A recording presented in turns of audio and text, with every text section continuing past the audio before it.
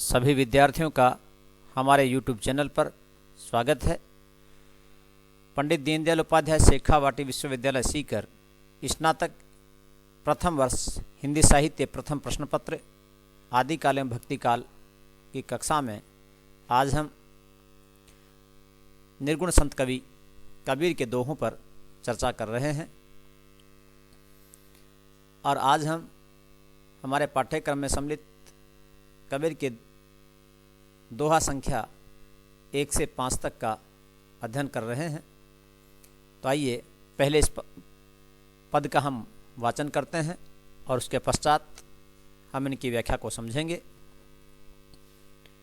मन के मते न चालिए छाड़ जीव की बाण, ताकू केरे सूत ज्यों उलटी अपूठा आणी। मन के मते न चालिए छाड़ जीव की बाण, मन के मते मन की इच्छा के अनुसार न चालिए छाड़ जीव की बाणी, इस जीव की बाण को छोड़ करके मन की इच्छा के अनुसार मत चलिए। बाण आदत, मन की जो आदत है, जीव की जो आदत है कि वह मन के अनुसार चलता है, मन के कहे अनुसार चलता है। कबीर कहते हैं कि रे साधक, रे मनुष्य, तो इस मन की इच्छा के अनुसार मत चल।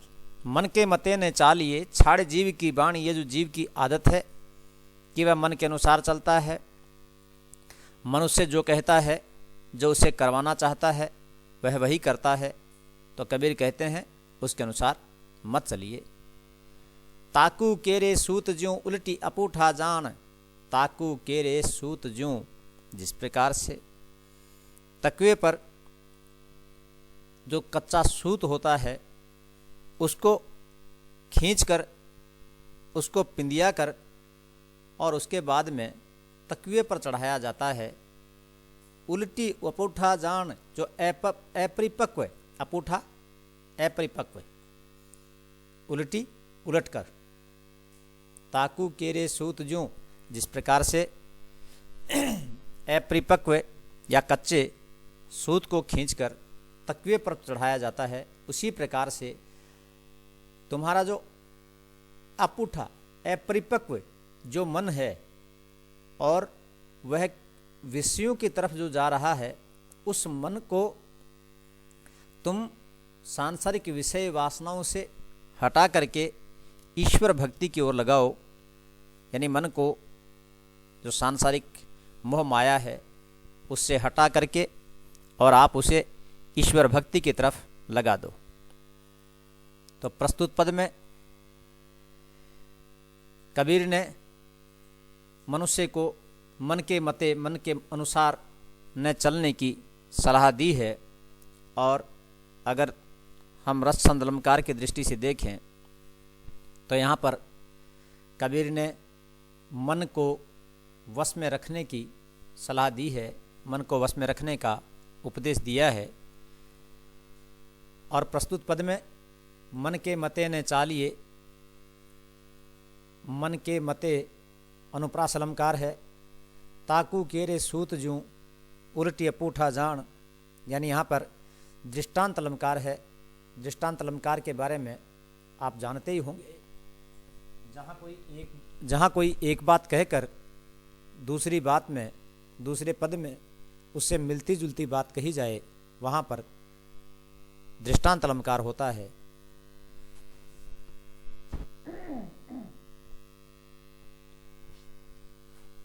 अगला पद पढ़ते हैं। चिंता चिति निवारिये फिर बूझिए न कोई, इंद्री प्रसर मिटाइए सहज मिलेगा सोई। चिंता चिंती चिति निवारिये, चिंता चिंता, चिति चैतन्य, परमपिता परमेश्वर, निवारिये निवारिये, नष्ट कीजिए। फिर बूझिए ने कोई, बूझिए बूझना पूछना। इंद्रिय प्रसर, प्रसर प्रसार, मिटाइए मिटा दीजिए। सहज मिलेगा, सहज रूप से मिलेगा सोई, वही परमपिता। वही कौन? परमपिता परमेश्वर। तो प्रस्तुत पद भी हमारे पाठ्यक्रम में संकलित कबीरदास द्वारा रचित मन को अंग से लिया गया है और इसमें कबीरदास मनुष्य को चिंताओं से मुक्त रहकर अपने मन को उस ईश्वर भक्ति में लगा देने की बात कहते हैं। चिंता चिति निवारिये फिर बूझिए न कोई। कबीर कहते हैं कि रे मनुष्य, तो अपने चैतन्य मन को सांसारिक चिंताओं से मुक्त रख, यानी जितनी भी ये चिंताएं हैं उन सारी चिंताओं से मुक्त हो जा।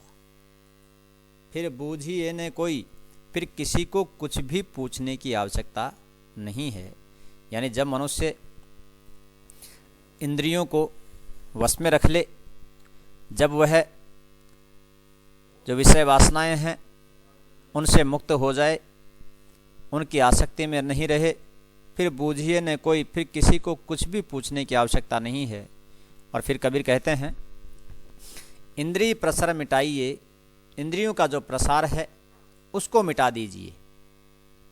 सहज मिलेगा सोई, फिर जिसे तुम पाना चाहते हो, जिस परमात्मा को तुम पाना चाहते हो, उस परमात्मा को प्राप्त करने के लिए किसी से भी पूछने की आवश्यकता नहीं है, वो सहज रूप से मिल जाएगा।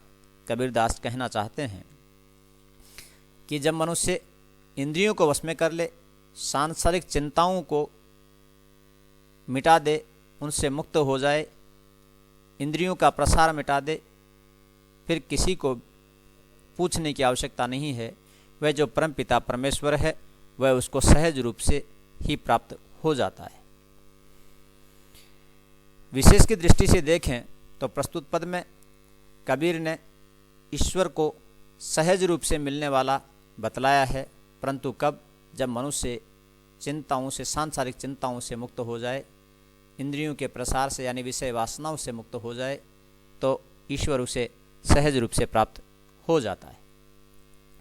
और अनुप्रास और प्रस्तुत पद में अनुप्रास और काव्यलिंग अलंकार का प्रयोग किया गया है। तीसरा पद पढ़ते हैं, आशा का ईंधन करूं मनसा करूं विभूति, जोगी फेरी फिल करूं यूं बिनवावे सूती। आशा का ईंधन करूं, प्रस्तुत पद भी कबीर के अंग से लिया गया है। कबीर द्वारा संपादित कबीर वाणी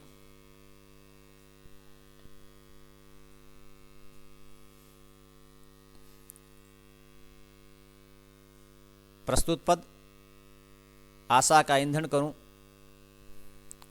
कबीर की वाणी से मन को अंग से उद्धृत है।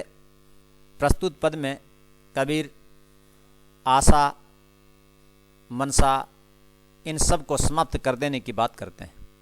तो कबीर कहते हैं कि मैं आशा का ईंधन करूं, ईंधन जलाने के लिए जो लकड़ी आदि होती हैं वे, आशा का ईंधन करूं, मनसा करूं विभूति, विभूति भूति राख, जोगी फेरी फिल करूं यूं बिनवावे सूती। कबीर कहते हैं कि मैं आशाओं का ईंधन बना लूं और इसे आशाओं का ईंधन बना लूं, मनसा करूं विभूति, और जो मनसा है, मन में उठने वाली जो इच्छाएं हैं, उन सभी को राख बना दूं। किस में बना दें राख? ज्ञान में। ज्ञान के कारण से इन सभी को समाप्त कर दूं। जब ये आशाएं, इच्छाएं ज्ञान रूपी अग्नि में जलकर समाप्त हो जाएं, तो कबीर कहते हैं कि वही भक्ति श्रेष्ठ है जहाँ पर मनुष्य आशाओं को समाप्त कर दे, जहाँ मन में उठने वाली जो इच्छाएं हैं उनको समाप्त कर दे। और फिर कहते हैं, जोगी फेरी फिल करूं यूं बिनवावे सूती। ऐसी विभूति को रमाकर जोगी की तरह से फेरी लगाऊं। कबीर कहते हैं कि इस प्रकार से आशाओं को भस्म करके और मनसा की विभूति करके राख करके उसको लगाकर जोगी की तरह से फेरी लगाता रहूं, और इस प्रकार से मुझे जीवन सूत्र को काटना है, अर्थात मुझे अपने जीवन को इस प्रकार से अनासक्त रहकर व्यतीत करना है और फिर मुझे उस ईश्वर को प्राप्त कर लेना है। बिनवा काटना, सूत, मुझे अपने सूत को इस प्रकार से काटना है। यहाँ पर सूत का तात्पर्य है अपने जीवन को, यानी मुझे जीवन को इस प्रकार से काटना है जिस प्रकार से सूत को काटा जाता है। उस कबीर कहते हैं मुझे मेरे जीवन को भी इस प्रकार से काटना है कि मैं इसमें जो आशाएं हैं, तृष्णाएं हैं, उन सभी को समाप्त कर दूं और उसके बाद में मैं मेरे जीवन को जीऊं और उस मनसा की राख को रमा करके और मैं योगी की भांति मैं फेरी लगाता रहूं, फेरी लगाऊं। तो प्रस्तुत पद में कबीर ने जीवन में आशा, तृष्णा आदि को समाप्त करके और उसके पश्चात ईश्वर की साधना करने पर बल दिया है। और अगर अलंकार की दृष्टि से देखें तो प्रस्तुत पद में रूपक और समासोक्ति अलंकार प्रयुक्त हुए हैं। प्रस्तुत पद में कबीर ने आशा तृष्णाओं को समाप्त कर ईश्वर की भक्ति करने पर बल दिया है। पद संख्या 4। कबीर सेरी सांकड़ी चंचल मनवा चोर, गुण गावे लयलिन होए कछु एक मन में और। कबीर सेरी सांकड़ी, सेरी मार्ग, रास्ता, सांकड़ी संकड़ा, महीन बारीक, पतला, मनवा मन। कबीर कहते हैं कि उस परमात्मा का जो रास्ता है, उस परमपिता परमेश्वर की भक्ति का जो मार्ग है वह तो बहुत ही संकरा है, बहुत ही पतला है।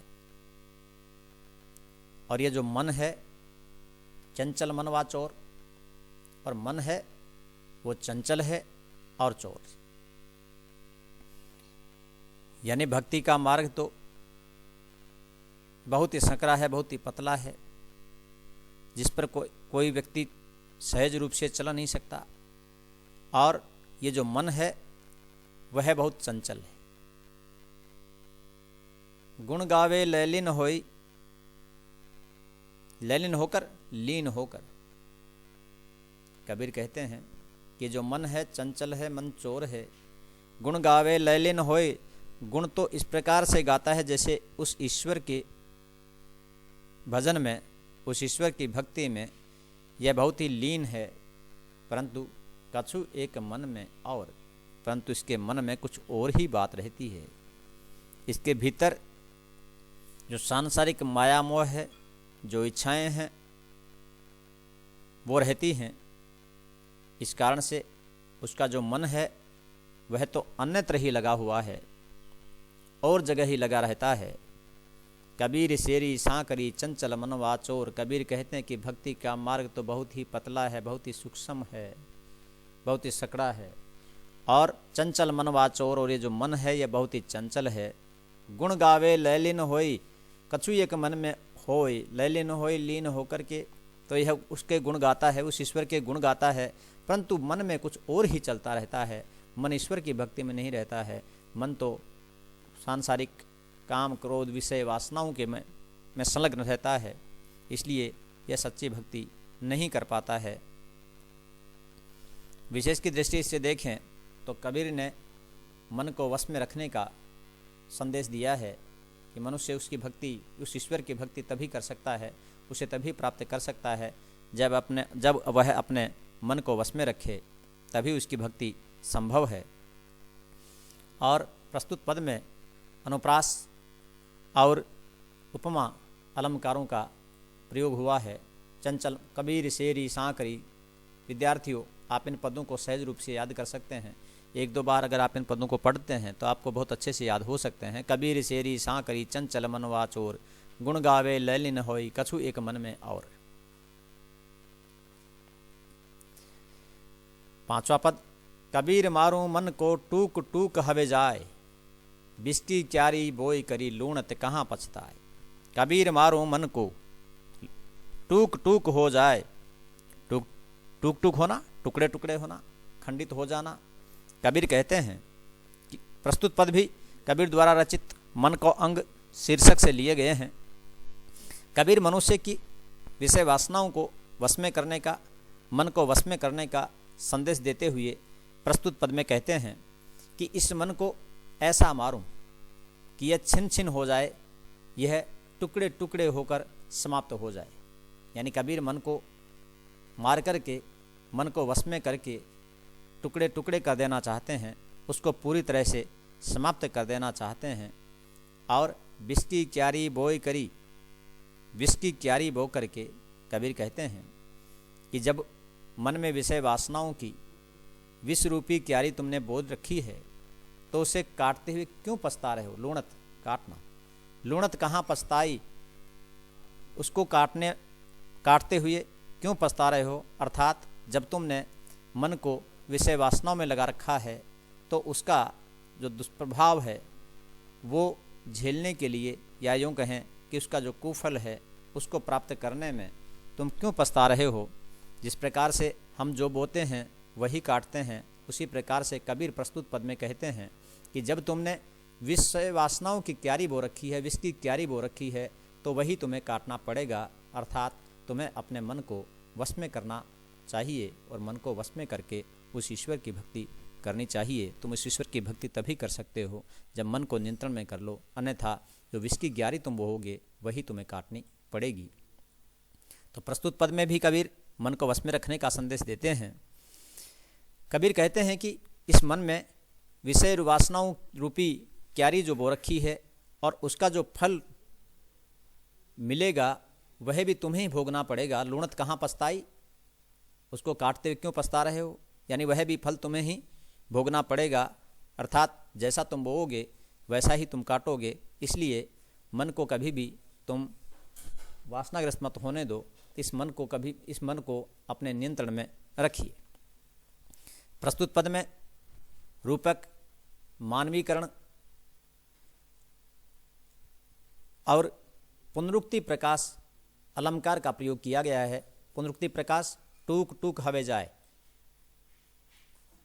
जहाँ एक शब्द का पुनः प्रयोग किया जाए और अर्थ उसका वही रहे, यानी केवल प्रभाव डालने के लिए जिसका प्रयोग किया जाए, वहाँ पर पुनरुक्ति प्रकाश अलंकार होता है। तो टूक टूक हवे जाए, इसमें टूक टूक में पुनरुक्ति प्रकाश अलंकार है। और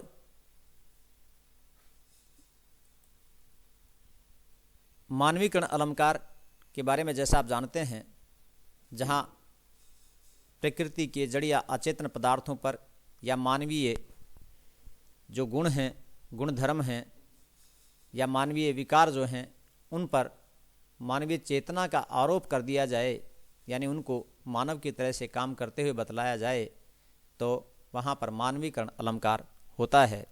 तो प्रस्तुत पद में भी अनुप्रास, रूपक, मानवीकरण, पुनरुक्ति प्रकाश आदि अलंकारों का प्रयोग किया गया है। कबीर मारूं मन को टूक टूक हवे जाए, बिस की क्यारी बोई करी लूणत कहाँ पछताए। इस प्रकार से आपने इन सभी पदों के अर्थ और व्याख्या समझी। मुझे उम्मीद है आपने बहुत अच्छे से सुना होगा। मिलते हैं कल अगली कक्षा में कुछ नए पदों के साथ। आपने सुना, इसके लिए धन्यवाद।